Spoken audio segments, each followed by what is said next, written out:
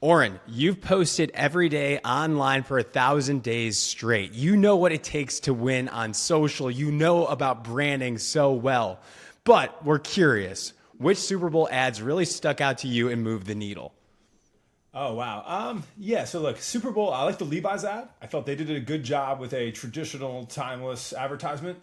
Squarespace ad that it was visually unique, like stood out there, artistry, good use of celebrity, actually tied into their consumer pain point.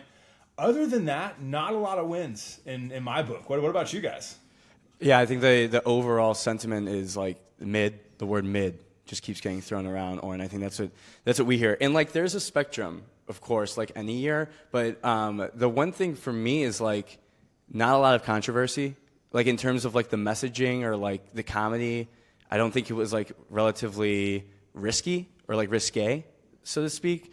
That was my takeaway. Like I thought that there were like the emotional stuff played pretty well. I thought the Levi's ad, like you said, played well because it was like just creative and like a good use of their brand asset. But like the comedy didn't really hit for me this year. Yeah, I think it's funny too because I feel like everything's funnier than ever, right? At least what I see, where like you go on your TikTok Explore page, you go look at Reels, like every person in a relationship now is just like DMing funny, pertinent reels back and forth from each other, and there's like genuinely hilarious people out there. So I feel like since we're laughing so much on our phones, like the bar is almost raised for like what has to happen like online. But even last year I thought that like Seal, Mountain Dew, like there was like some like pure like, okay, these guys are still, you can still take it there no matter what's happening in culture, but we didn't get that this year. Yeah.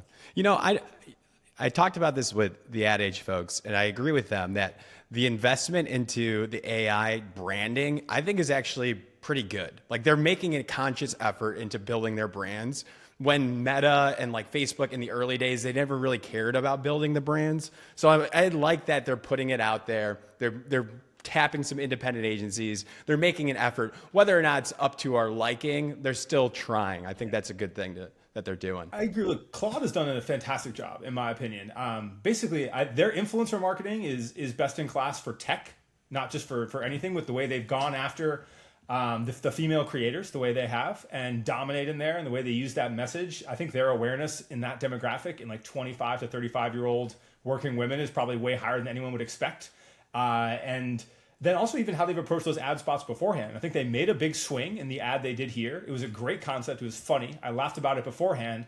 I just think the Super Bowl is such a mainstream moment, and we are so disconnected from what real people actually know and think about AI that it was just a little ahead of the curve. But at the end of the day, with the amount of money these companies are worth and what they're investing, it doesn't even matter. They can afford to take swings that are a B, and that's going to do what they need them to do. And that's a very different game, right? The stakes of the monetary investment for AI companies is just radically different than any consumer good.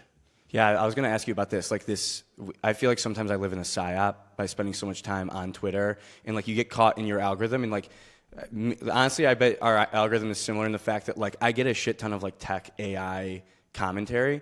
So I assume like when the Claude thing came out, it was going to be so obvious to everyone that what they're doing or like what Claude even is. But there's so many people that don't even know that Claude exists. Like that feels nuts to me, and like that feels like it would be super difficult if you're making the Super Bowl ad to take a step away from it. Like, are our brains just cooked, Oren? Yeah, well, I think we're in a bubble for sure, and that's fine. Algorithms put you in a bubble more than ever. I just think it's really important for anyone working in marketing now to like, we talk about putting ourselves in the customer's shoes.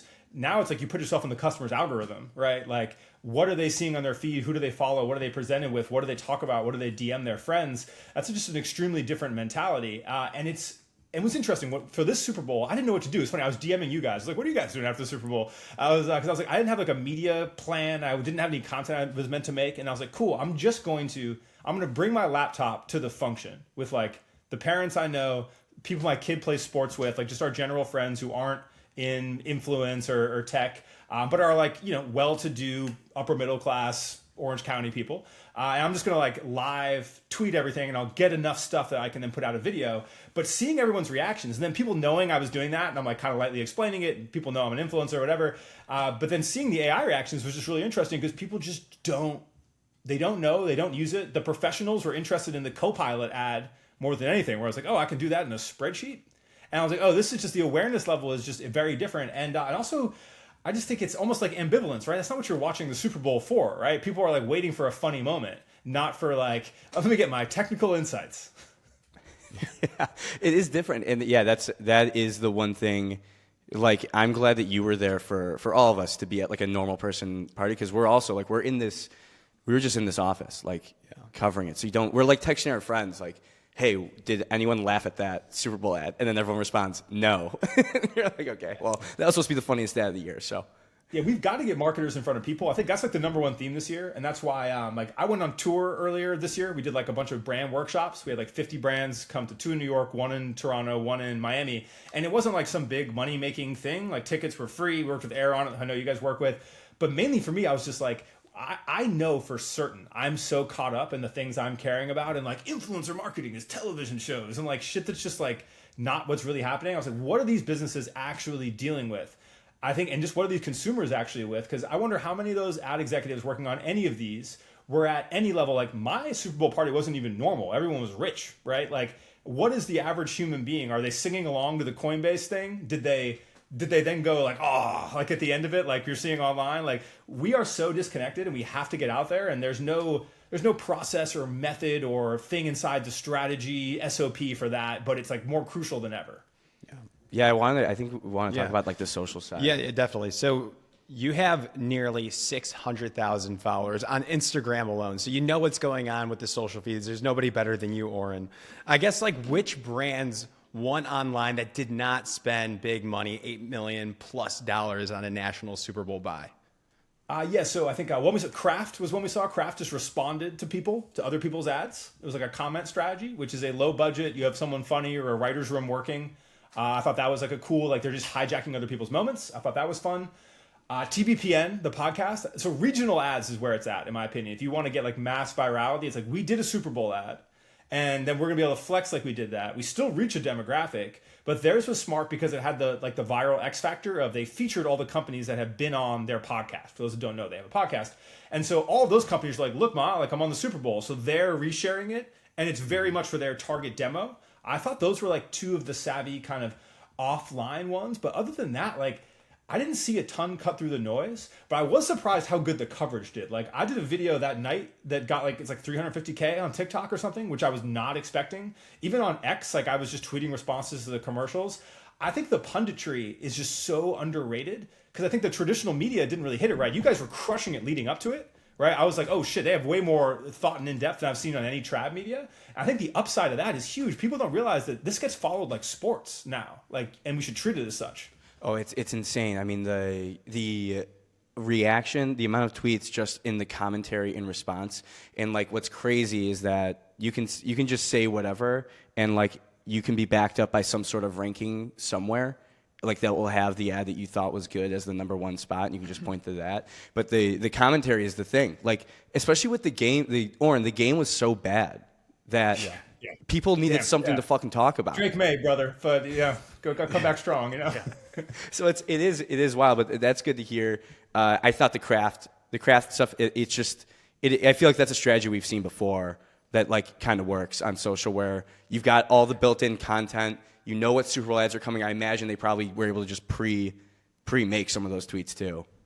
Yeah, the writer's room is like underrated. You guys kind of have it built in, right? Every time I've seen you guys like in person, there's like a couple people around. Everyone's kind of workshopping. Seems like it's natural.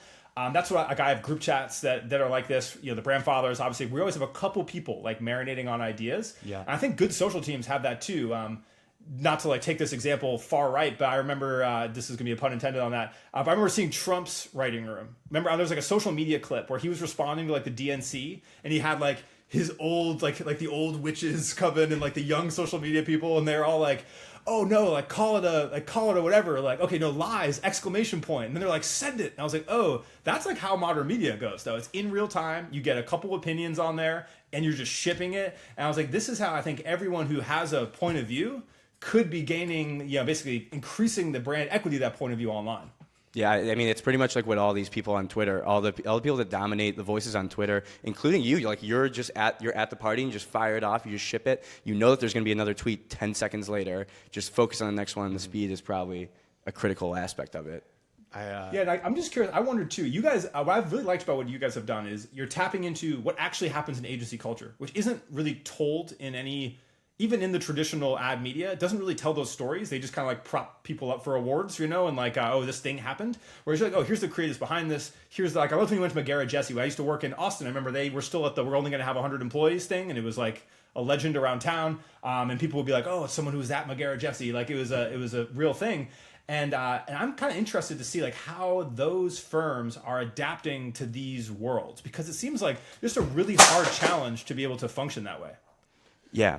Oh yeah, I have a question about that coming up. So definitely want to get your POV on some things there. But I'm very curious about this one. I guess the question is, let's say, Oren, you are the CMO of a major brand that needs to activate around Super Bowl in 2027. What's the Oren John playbook for Super Bowl marketing? Look, I made a joke earlier where if I was an insurance company or any company and I was going into the Super Bowl this year, I would have taken that. You guys know the Instagram, the "Rest in Peace, My Granny," she got hit by a bazooka song. Yeah, have you seen this? Yeah, I have not. So I was like, cool. Wait, how does There's a massive cultural meme that has not crossed over into the mainstream that has an audio, and the audio is hilarious objectively, and there's and you could probably get it for the cheap. And it's such an extreme moment that you could attach that to any number of things, like insurance being like the easy one. And I would just be like, hey, you need to not be planning 9 months in advance, which I know is terrifying to everybody, but you need to be in that quarter beforehand. Like, what is in the zeitgeist that we can propel? That has attachment to our brand. And you'll see there's a few of those things happening right now. It's like clavicular got mogged, rest in peace, my granny. A few of these where you could like really, really tap in, but it has to be more responsive than ever. But then you'll capture so much cultural command from that. I think that's a good one. The only other one I'll call out is the way Carl's Jr. did Alex Earl, where they found influencer at their height. She was making content behind the scenes. Her boyfriend was making content behind the scenes. 9 lead up, where it's as big of a deal for them as it is for the brand, where everyone's overdoing it. And you just have this like multi-wave social and online campaign with people who are at their real height. Dude, can you imagine if someone frame mogged for their Super Bowl ad, like clavicular style? We would be talking about, Oren, I would probably have written 17 LinkedIn thought pieces about the genius of it at this point. Yeah, I think it's like those things are happening. That's like someone could have been it's really funny. My kid, I have a 9-year-old, yesterday was like, mogging's done. He's like, the dads know. And I was like, oh shit. Like, and like, this is like, it could have been like the perfect time for something like that. Yeah. Do you think so you said the quarter before, do you think the 3 months lead up is too long even in that scenario? Yeah, that's I think that realistically, if you're looking at this, I know what production's like, what this looks, it's like, there's no faster way, but I do think the things that were happening in like Black Friday era, it's be like, okay, what's bubbling? Like, let's make a few bets. Let's have a few spots.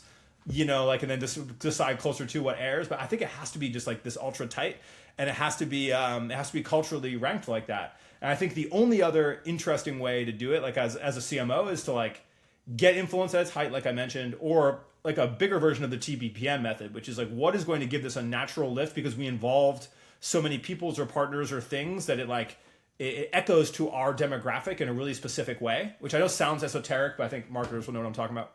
Yeah, 100%. No, that's I was talking about this with my brother too, and then we can move on to the next thing. But like, everyone is so used to watching a 30-second, 60-second TikTok now, and like, your TikTok is everything I watch on TikTok was probably, like, as harsh as it sounds, like more entertaining than what it sees. And like, maybe it's because it's my algorithm. Of course, it's personalized. It's not meant to reach 150 million people. What I see, but at the same time, it's like, do you think we're heading somewhere, Oren, where it's like we're taking a method of like TikTok entertainment and saying it works on people's screens there and it keeps their attention? Do we bring a style like that to commercials?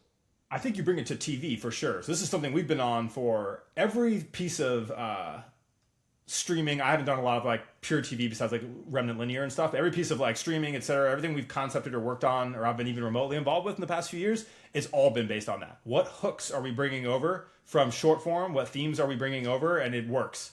The Super Bowl is a different story. I still think the Super Bowl is a single most effective piece of media you could possibly buy. It's the only real monoculture moment left. We were talking about this after the coverage where I was like, I wish there was moments like this on X like 5 a year, right? Or like Yeah. it was like that, and we got the Winter Olympics at the same time. I was like, this is like as good as it gets for me at least. There's like really not much else besides an election, which is then like negative connotation. So I do think like buying is super effective, but I think it's less about okay, we need to copy the TikTokification, and it's more of like we need an advanced strategy. Love it. I wanted to wrap things up. A little rapid fire, knee jerk Oren reaction. Nice. So freaking go. whatever you say, like even if it's like I don't even remember that ad, that's a fair answer too. I'm gonna say a brand that was in the Super Bowl, and you're just gonna tell me your reaction as tight as you possibly Good. I can. can't hide my feelings ever, so this will be good. Yeah. Yeah, this is why this is the Oren difference. That's what people are calling it. They're coining it, the Oren difference, and we've got them right now. All right, I'm gonna say the brand. You give your reaction. First up, Pepsi Zero Sugar. That's my reaction. Instacart. Good. Salesforce. Yeah, Instacart made people laugh that I was with. That's a small win. Yeah, very lightly tied into the actual value prop of bananas, but like I thought that was a good traditional take of the Super Bowl ad. Gave it a 7.5. That's one that is like a perfect example of the 60-second spot is absolutely hilarious, and it was very difficult to translate that storyline and get people to understand it in the 30-second spot. Zip it. Yeah. Yeah, agreed. Salesforce.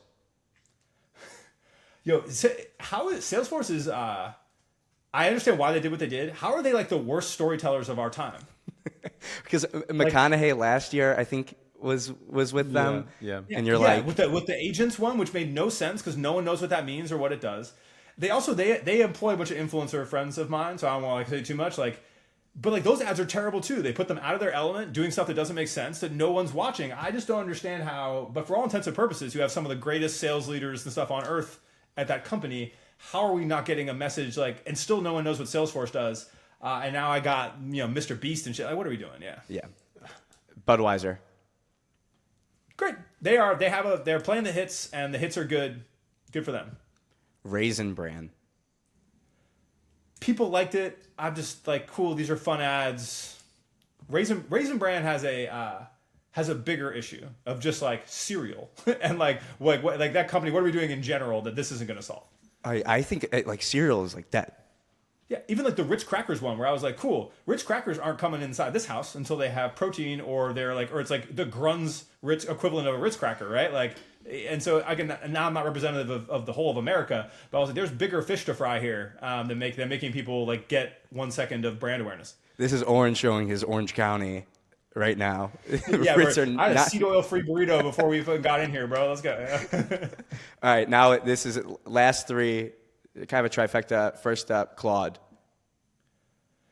Claude worked well for me. I think was hard to understand because people didn't know what they were going for the AI piece. I loved them. I like played all the spots and watched them all the way through. So I think good for their target demo. Not quite right for the Super Bowl.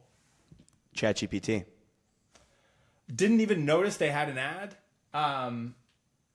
That's just another company that like once I saw the Joni Ive, Sam Altman sit down where I was like, okay, cool. You've got two of, objectively the most interesting people in the world having one of the most boring conversations I've ever heard. Like, let me take those guys to Air One. Let's just go. Like right now, I guarantee we're gonna have a better piece of content in like 40 minutes of me being like, have you guys ever tried? Yeah, this is a sweet potato in a bag. It's freeze dried, $86. Yeah, and we can have a lot of fun that they just didn't have. I think ChatGPT really for having done a couple good. I like the ad they ran on streaming right now, where the people are like dealing with the car or whatever it is.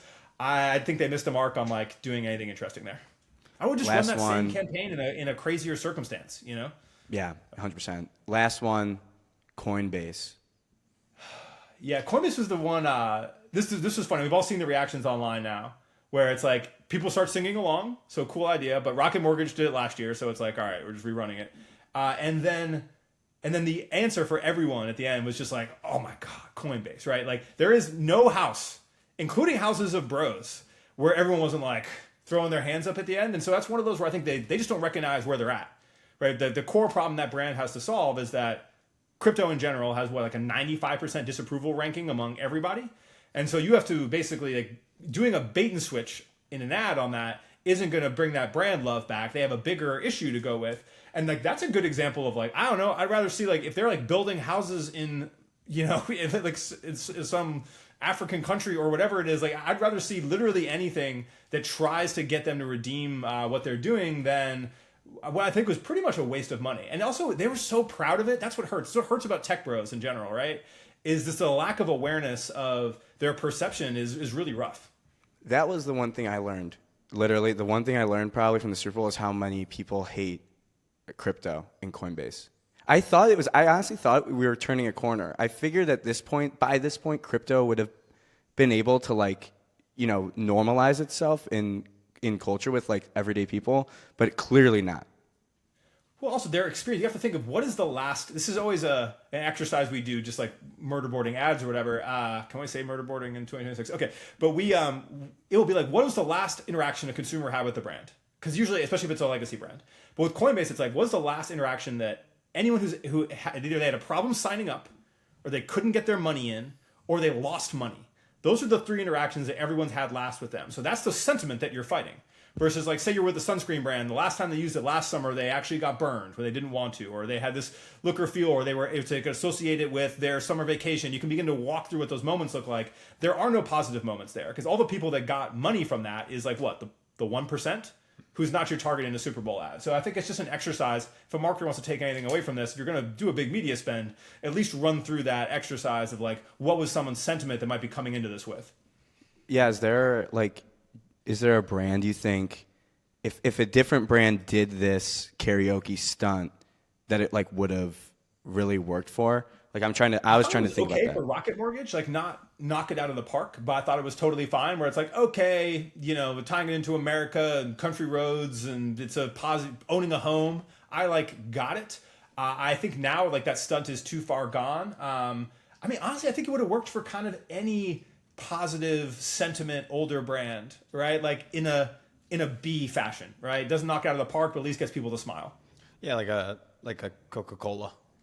Yeah, exactly. Yeah. Singing on the Hill. So it was like a little more campy song, like 100%. So it's, if you just needed we want to put a positive win on a board in a negative world, that is a completely fine sentiment for a brand with positive sentiment in general. And I think they could have done something like that. But for AI or crypto, that's not going to work. Like there's one crypto company with positive sentiment, which is Pudgy Penguins, because they sell soft plushies during the day and make like fun animated friendly cartoons. And so they know what they have to do to then get people on the back end. Yeah. Oh my gosh.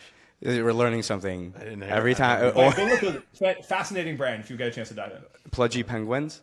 Yeah, Pudgy Penguins. So Pudgy they're in Penguins. they're like in Walmart, and like you can literally buy a plushie that's like and they have characters, but then all the characters are like based on this like original NFT project. But they've done a very good job of mainstreaming, selling cute, competing in like the Squishmallow space, while also building like this big ecosystem on the back end. And that's the level of Trojan horse required to do crypto. All-time email collection, all-time email marketing stunt. Like a Webkins. It is. And to wrap that up, like the comparison, everyone will talk about like this being a sequel for Coinbase from the QR code stunt. Like, does that, if you had to rank it, like one over the other, is the QR code, was that better or worse, or does it not matter? I think that was better. Because at least you're like attempting to experience the product or like get into something. I think they're like, if you're comparing two things that don't involve any consumers actually doing the action you want, is like, it's a lose-lose, Yeah. One thing I do kind of respect about this move is, if you think about the floating QR code, they were taking from the consumer at that point. Like, we want you to get into the app. We want to take your time and get your information.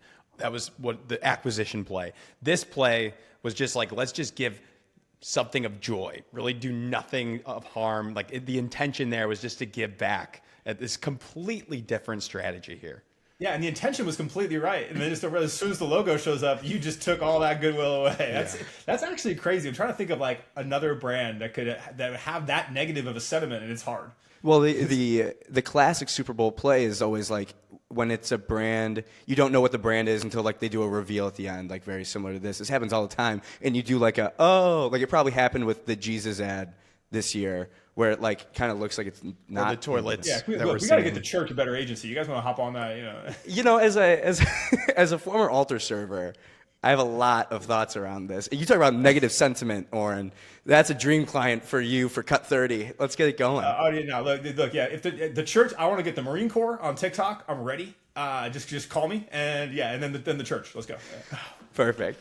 Well, that was everything from me, Gino. Oren, John, thank you so much. Thanks, guys.